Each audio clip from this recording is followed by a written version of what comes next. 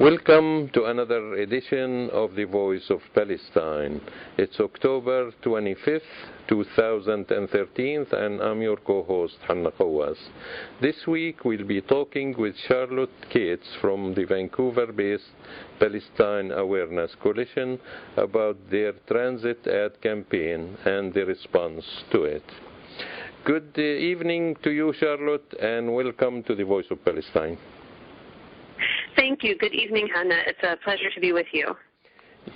Could you give us some background about what happened with the ad? Because we talked with Marty really before the ad went up on Voice of Palestine, and we really had a good interview with Marty. But since the ads came up, could you update us on that? Because our listeners, even people who didn't listen, maybe if you could give us some, brief background about how the coalition came about, and then update us on what happened after the ads came up in Vancouver. Sure. Well, about a year ago, many of us in Vancouver started reading news and hearing about advertising campaigns that were started by Palestinian and pro-Palestinian Palestine solidarity and rights organizations that were taking place across the U.S. and were taking place internationally. There were people doing billboard campaigns in South Africa. There were some transit campaigns in Seattle and in New York and in Portland and Chicago. And we started talking about how can we do this in Vancouver, because something that these ads were doing was really sparking conversation and bringing to light realities of what's actually happening in Palestine and creating a space for a Palestinian narrative to be defined and to be told and to be talked about on public transit in a public space that's accessible to people in a city. And so we started talking about, how can we make this a possibility? And a number of groups in Vancouver were interested in the initiative. The Boycott Israeli Apartheid campaign, Independent Jewish Voices, Can Palnet, Building Bridges, the Seriously Free Speech Committee, Solidarity for Palestinian Human Rights at UBC, and the Canadian Friends of Sabeel and NSF. Mm-hmm. These groups were all interested in being part of a coalition, which we've called the Palestine Awareness Coalition, to do precisely that, create advertising and other opportunities to raise awareness about the realities of Palestinian loss of land and the theft of Palestinian land, the occupation of Palestine, and Israeli apartheid. And so the... Mm-hmm.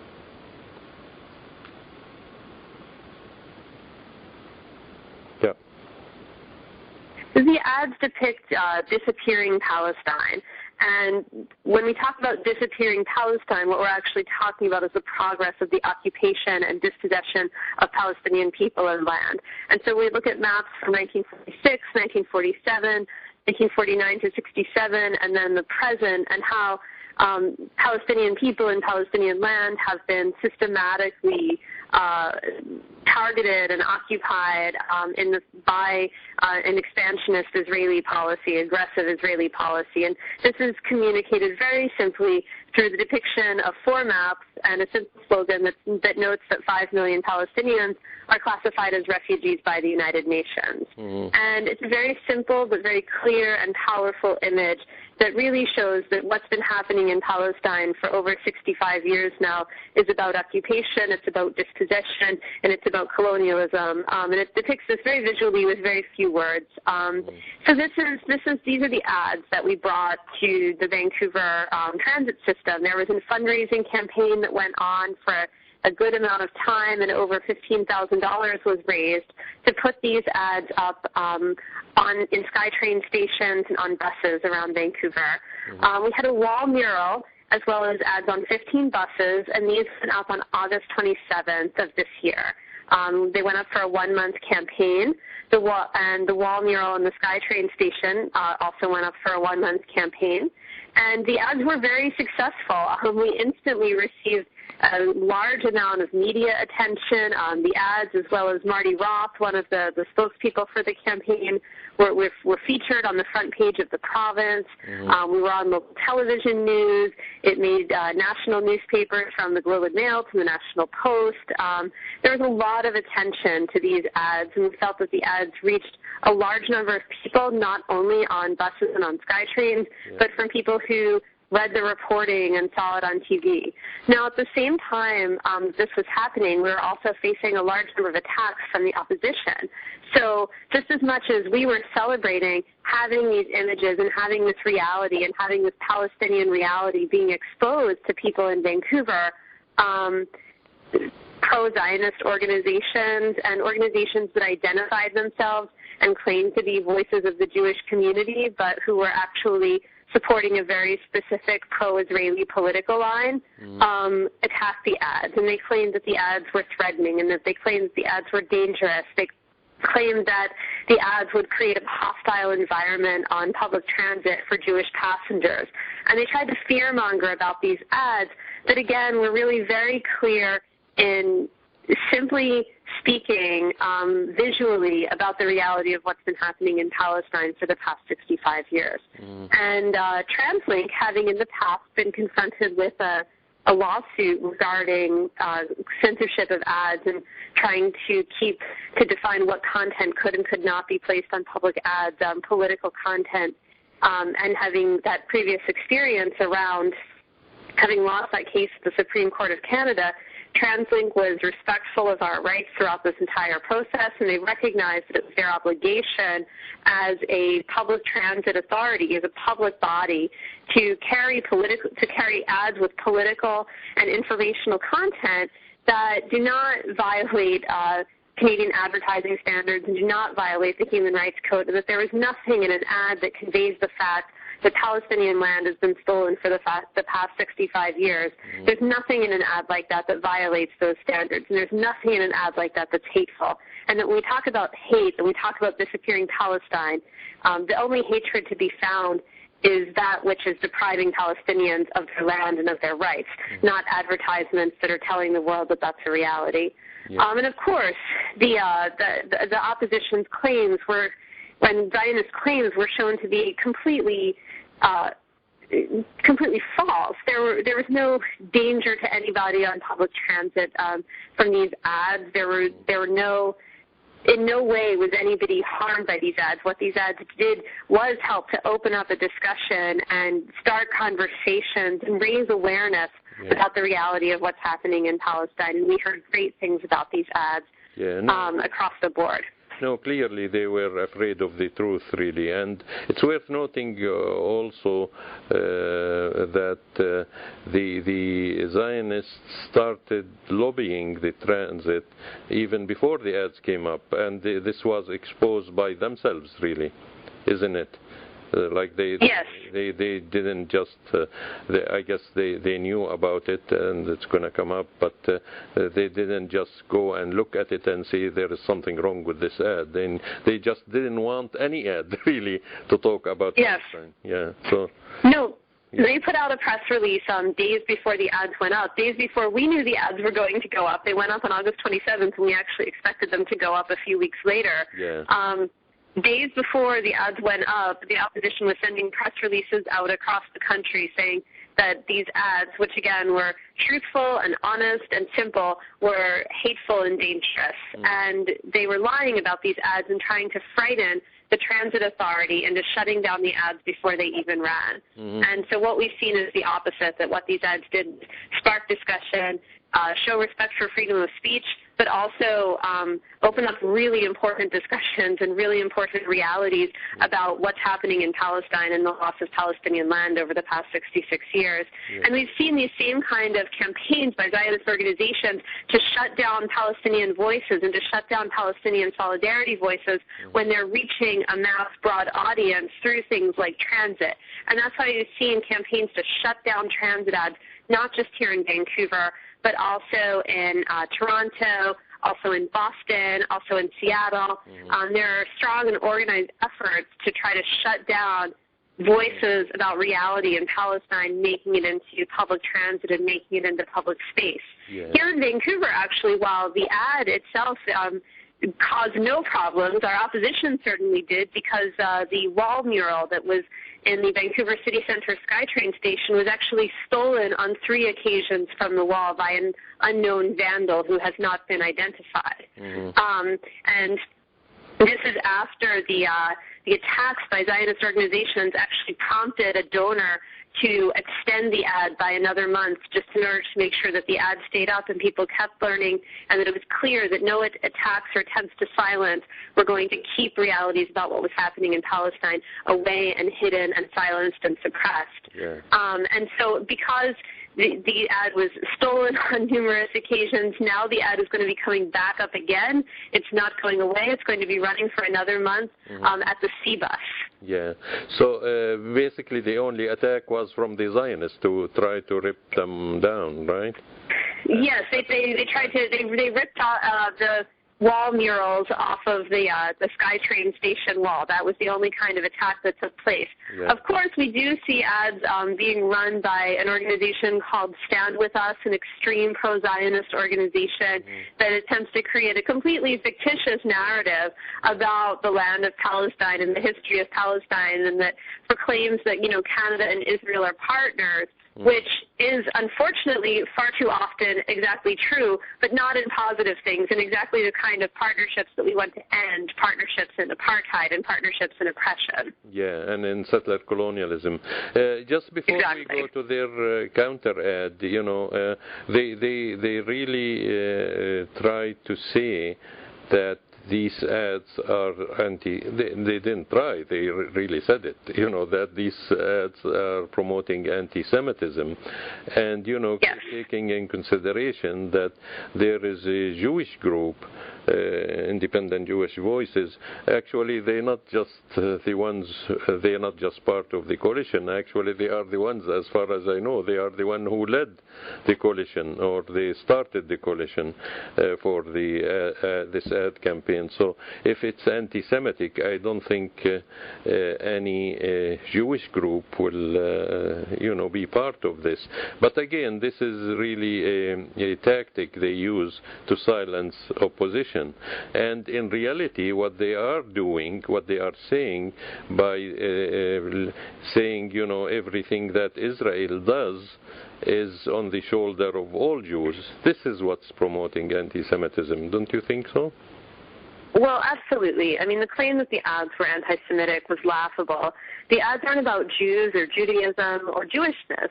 The ads are about the state of Israel and its occupation of Palestine for the past 66 years. The ads are about the behaviors and actions and the settler colonial policies of a government that has dispossessed Palestinians of their land and created 5 million Palestinian refugees, over 5 million Palestinian refugees. That's the official number as recognized by the UN. Yeah. That's what these ads were about. And so the claim of anti-Semitism was completely bogus and false. And yes, Independent Jewish Voices played a leading role in this campaign from the beginning. And of course, Marty Ross, who you spoke with before, was the chair of the committee throughout this process, representing IJV.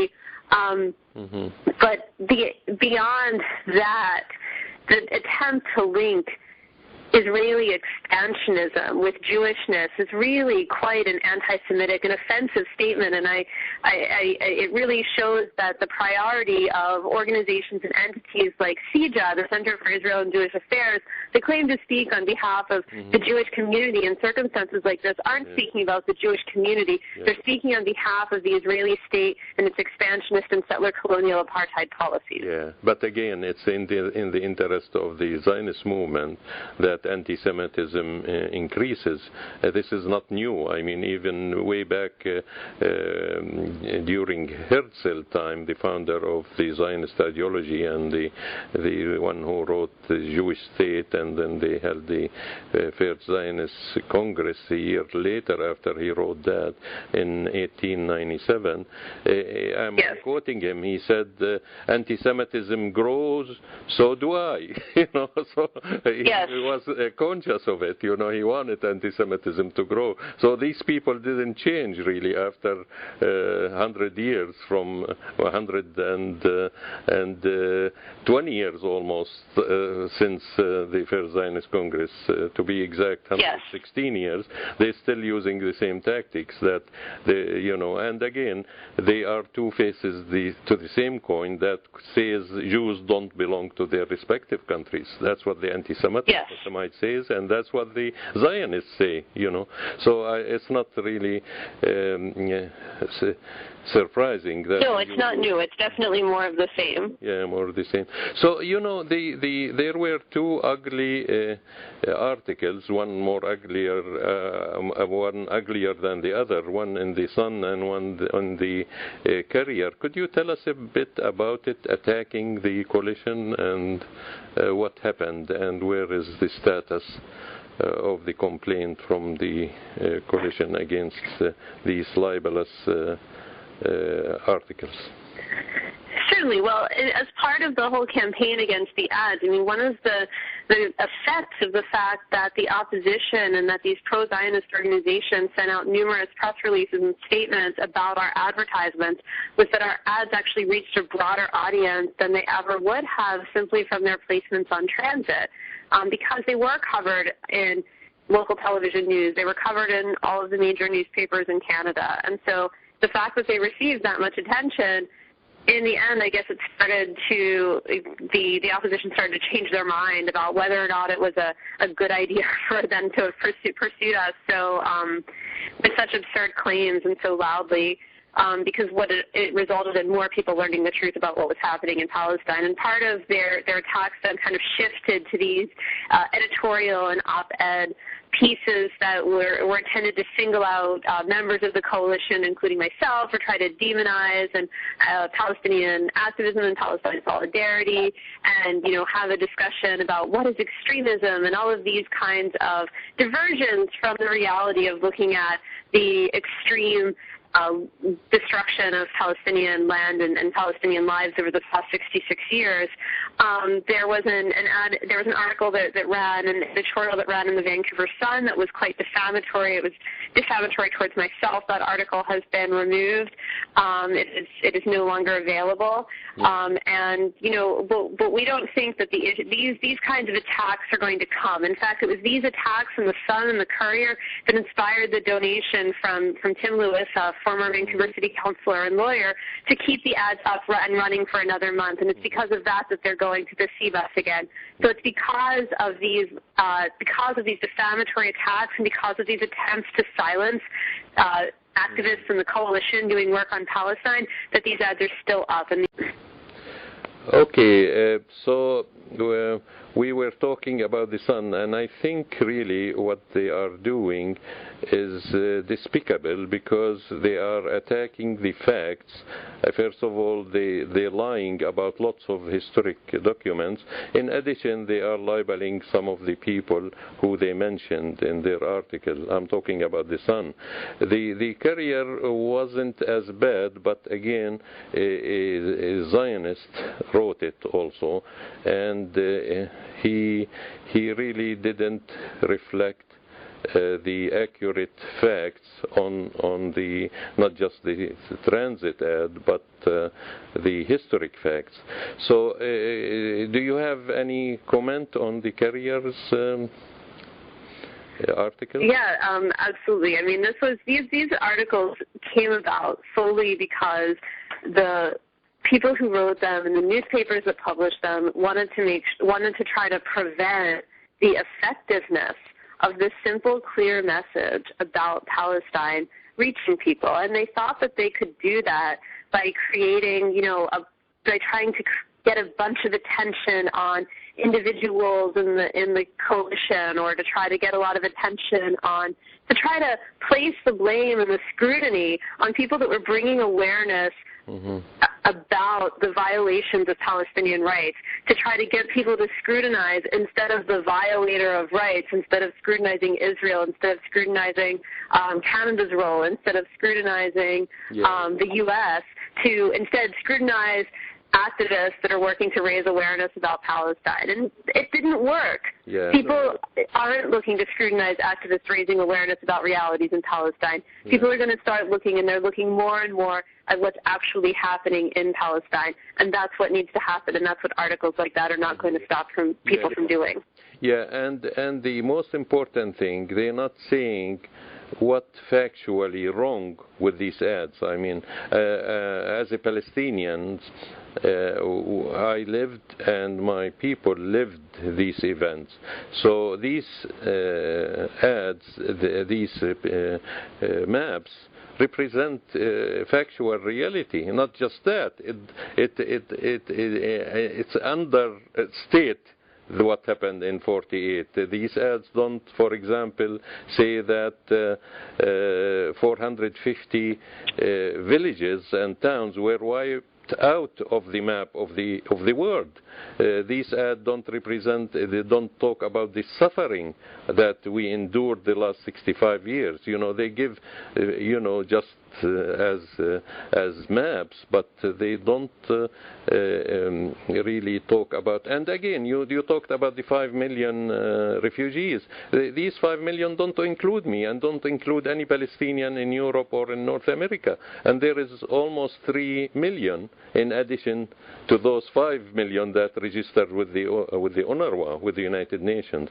So again, these are underestimating what happened. So the Zionists, again, absolutely, yeah, the Zionists are really trying to hide the truth. I mean, they're trying to hide the sun with a sieve, like we say in Arabic. Yeah, absolutely. I mean, when that's the thing is we're only these ads only touch the very tip of what's actually happened in Palestine, like you're saying. We're not even talking about what's happened in the Nakba. We're not talking about destroyed villages. We're not talking about massacres. We're not talking about the thousands of Palestinians who have spent time and have been tortured in Israeli prisons. We're not talking about the attacks on Palestinian children. We're not talking about the segregation. We're not talking about apartheid. We're not talking about the siege on Gaza. We're not talking about the denial of equality and equal rights to Palestinians in 48. There's so much that doesn't even begin to get addressed in these ads. But even these simple map ads with these 4 images were something that presented in the eyes of Zionist organizations such a threat to the narrative that they want to tell about Israeli apartheid and occupation, that they want to wipe that away, and they want to make sure that no one hears the word Palestine, that no one looks at the map of Palestine and says, that's Palestinian land. That's what they want to suppress. That's what they want to silence. Yeah, and their narrative always been built on lies, like land without people for people without land, like all it was a desert, all these nonsense. So, but again, they get away with it in North America. Do you have an idea why? Well, when we look at, for example, like the U.S. government and the Canadian government, we see strong allies and supporters of Israel. And, I mean, that's partially because Israel has always, built itself up and sold itself as a supporter of, quote-unquote, Western interests in the Arab world, as a supporter of military adventurism, as a supporter of domination and control over Arab peoples and over Palestinians, and that, a quote-unquote, a colonial matter. As a settler colony. I mean, when we look at what's happened in Canada, when we look at what's happened in the United States, when we look at the fact that these countries were created through settler colonialism, through the dispossession of the indigenous people of this land, and the creation of a settler colonial state on that land, and that these countries have an absolute interest in making sure that claims to indigenous rights are suppressed as much as possible, not only in Palestine, but also here. And when we look at the fact that these countries see Israel as a key partner in stopping Arab attempts and initiatives to control their own destiny and own resources, and to pose a challenge to the domination of the U.S. and the world, we see that this is why we're looking at that the U.S. and Canadian government proudly stand as supporters of Israeli occupation and apartheid. And so that's the narrative that people here all the time. That's what's promoted in corporate and mainstream media, is this false narrative that casts the occupation and the occupier and the oppressor as the victim, and oppressed people that are struggling to regain their land and their rights as some kind of dangerous terrorist. And so what these ads do is they help to upend that mythology. I guess they are really worried and shaking in their boots that the facts will reach the Canadian public or the American public. But, I watched these Zionist ads that what they call themselves, Stand With Us, put on the buses. It's out of this world. I couldn't believe my eyes. They're talking about land, the Jews, and again, they implicating the Jews once again in their scheme, as if they are representative of the Jewish people. But this land is not really factual, not in the old history, not in, they had one for 1920, I believe, which, during the Balfour Declaration, I mean, anybody could go to the internet and find out that when the Balfour issued the declaration, the ownership of land was only 3%, and that's not Zionist only ownership of land. This was indigenous Palestinian Jews and Zionists, because they used to lump them together, that this is the land that's owned by the Jews, basically, which doesn't really, as I said, only include the Zionist land. So only 3%. So to claim that it was not just Palestine, not historic Palestine, but also the east bank of the Jordan River, where they get this figure. Do you have any idea? I'm bewildered, really, how they get this historic figure, Oh, they take this discussion that took place in the League of Nations in 1920 about the British mandate for Palestine being in the post Balfour era being perhaps being a place for a national home for the Jewish people, as a land deed to all of Palestine and Jordan. And they're saying that this was the case in 1920. And as you're saying, I mean, in terms of 3% land ownership, I mean, anyone can look at that map and look at the date and say this is absurd. They're claiming that all of Palestine and Jordan was a Jewish homeland in 1920. It's an absolute absurdity. And they are implying that they own that land, which is... Yes, and they're implying that, when we look at it, they're implying that in fact that there's some kind of right to claim all of this land. And instead of making the traditional Israeli Zionist right-wing argument that Jordan is Palestine, no, they're claiming that Jordan is Israel. Is Israel, yeah. So again, and also if the United Nations gave it to the colonialists, then they're entitled to it. Exactly. Which is really ridiculous. It's beyond belief, really. But did the coalition challenge these facts? These facts need to be challenged also legally. I mean, with the transit authority or publicly, because I mean they shouldn't get away with lies. Absolutely. They shouldn't get away with lies, but one thing that we know is that we don't think that Stand With Us deserves a great deal of attention for trying to put lies on public transit.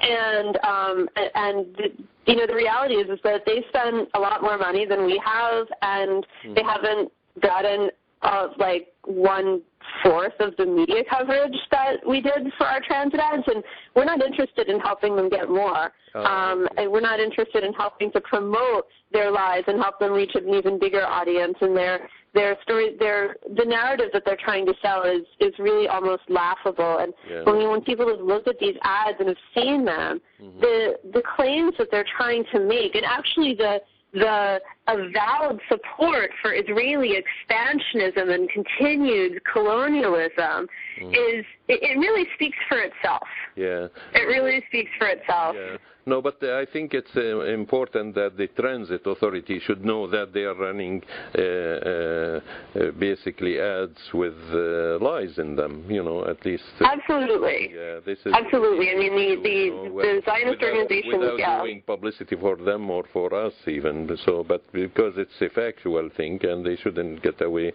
with lies on transit public ads. So, yeah, but again, this part of the whole campaign all over North America. And, just two examples, very recent example, Boston Transit Authority today, I believe they stopped the ads, which is similar to yours, except the number was 4.7 million Palestinian refugees are classified by the United Nations as refugees and then the four maps. You had the same ones from 46 to 2010.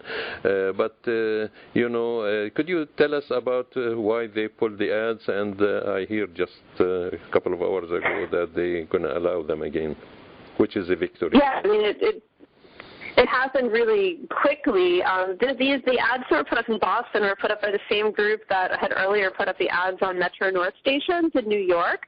And they were some of the ads that had inspired the Vancouver campaign to begin with, especially when we saw how much attention and how much people were discussing these ads in New York. And the ads in Boston were put up by the same group, and then they were put up at the beginning of the week, and they were told today that the ads were going to be taken down across the system, the entire, and they had purchased a substantial number of ads. It was a larger campaign than ours in Vancouver.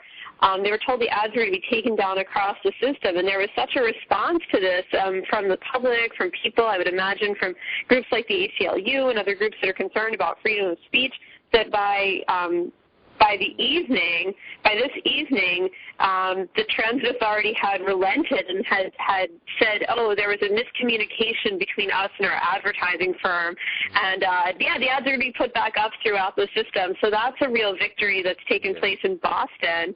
Of course, what we're seeing in places like Toronto and in places like Seattle are more struggles against suppression. Just earlier this week, Canadians for Justice and Peace in the Middle East were told that the Toronto Transit Commission has declined to run their ad, which is also based on the disappearing Palestine map image and has some additional information in it as well.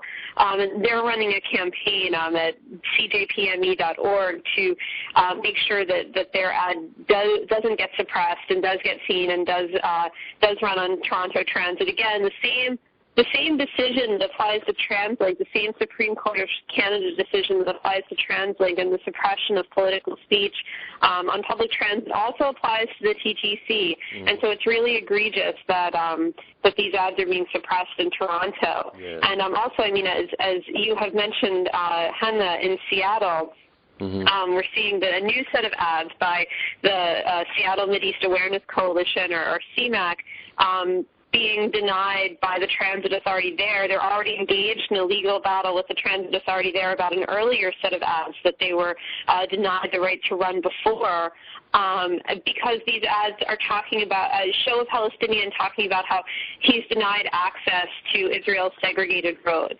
And the transit authority wants to claim that these are untrue or false or somehow damaging to the transit authority, when, of course, the reality is that, of course, there are numerous segregated and Israeli plate-only roads in the West Bank designed for settlers, and this is a well-documented fact, and it's not false. It's quite true, and it's one small part of the constant, oppression that Palestinians are living under every day. And so this is something that's being suppressed in Seattle, and there's a struggle that's there as well. And at the same time, I mean, what's really egregious in Seattle is that while they're denying ads telling simple truths about the reality that Palestinians are facing apartheid through segregated roads in their homeland, they're allowing groups like what's called the American Freedom Defense Initiative, which is Pam Geller, the noted Islamophobe, this organization to run really hate-mongering ads trying to stir up fear and hatred against Palestinians. And they have no problem allowing that on the transit system, but a simple voice about Palestinian reality they're not allowing. So this is also a big issue in Seattle as well. Yeah, this is really outrageous because, I think these false ads are a threat to the well-being of American Palestinians or Palestinian Americans. And again, it's it makes them, if you propagate the stereotyping that Palestinians are terrorists, then, if a Palestinian is killed then in the U.S., then it's no big deal, because they are all terrorists. Actually, I just want to, from the King County Metro, they said that this ad that the coalition, the Middle East Awareness Campaign, the Seattle Middle East Awareness Campaign is doing, they're saying that their rejection for it, which basically, like you said, shows a Palestinian not allowed on apartheid roads, which is a fact for every Palestinian in the occupied territory. They said they cited several sections of the King County Metro advertising guideline, and this is really beyond belief. One of them is false or misleading. The second one, demeaning or disparaging. And the third one is harmful or disruptive to the transit system. This is really outrageous. A simple fact, they call it false and misleading, demeaning and disparaging, all that nonsense. From where these people get their facts? And how do they have brains, or they don't use their brains? They're committed to trying to make sure that any kind of voice, no matter how simple and how straightforward of a fact, there are Israeli-only segregated roads that are designed for settlers in the West Bank, which is a kind of universally acknowledged fact, is somehow false or misleading.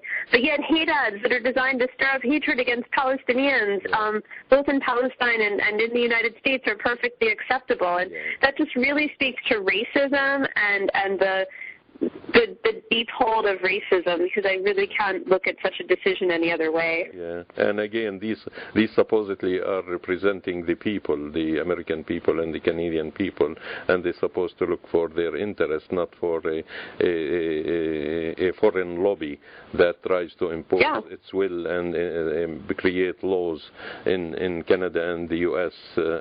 Against Palestinians, Arabs, and Muslims. I think we covered most things about the ad campaign.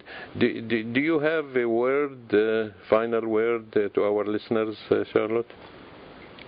Sure. Well, first, thank you so much for having me, and thank you to the Voice of Palestine for continuing this conversation and for making the connections with Seattle and with Toronto and with Boston and everywhere where really the attempt with these transit ads is to raise up the voice of Palestine and to raise up awareness about Palestine. And the Palestine Awareness Coalition and the groups within it are going to, and many other groups are going to continue their efforts, are going to keep on organizing, and are going to keep on speaking up. And it's really important that these voices continue to be heard, and that more and more truths and more realities about what's happened in Palestine and the occupation and oppression of the Palestinian people and Palestinian land continue to be heard. And so you can learn more about the coalition at Palestine Awareness Coalition.wordpress.com and find out more about the ads there, because this work is going to continue, and it's very important that those who are attempting to suppress these voices do not succeed. Yeah, thank you, Charlotte, and keep up the good work, and it's, as always, a pleasure to talk to you. Thank you, Hanna. Bye.